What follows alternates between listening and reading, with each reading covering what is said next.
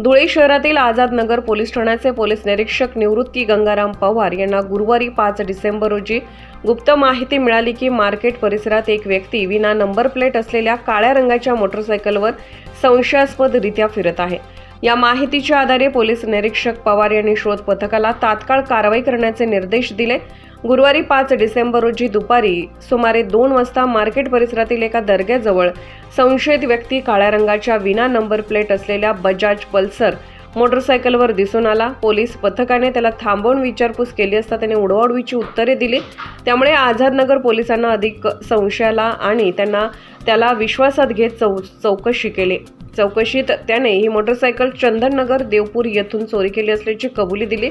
तसेच त्याने आपल्या इतर साथीदारांसह आणखी धुळे शहरासह बाहेरील जिल्ह्यातून मोटरसायकल चोरी केल्याचे मान्य केले। ही कारवाई पोलीस अधीक्षक यांच्या मार्गदर्शनाखाली करण्यात आली।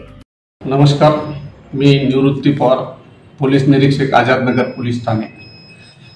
आज रोजी दुपारी गुन्हे शोध पथकाचे पोलीस उपनिरीक्षक सुरवाडे आणि त्यांचे पथक पेट्रोलिंग करत असताना त्यांना एक संशयित मोटारसायकल चालक मिळून आला।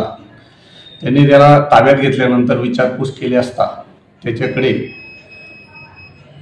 देवपूर पोलीस स्टेशन आणि चाळीसगाव शहर पोलीस स्टेशनच्या 2 मोटरसायकल्स मिळून आल्या। त्या व्यतिरिक्त अजून 5 अशा एकूण 7 मोटरसायकल जवळपास 1,80,000 रुपयाचा मुद्देमाल त्याच्याकडे इंट्रोगेशन विचारपूस केल्यानंतर त्याच्याकडनं ताब्यात घेण्यात आलेला आहे।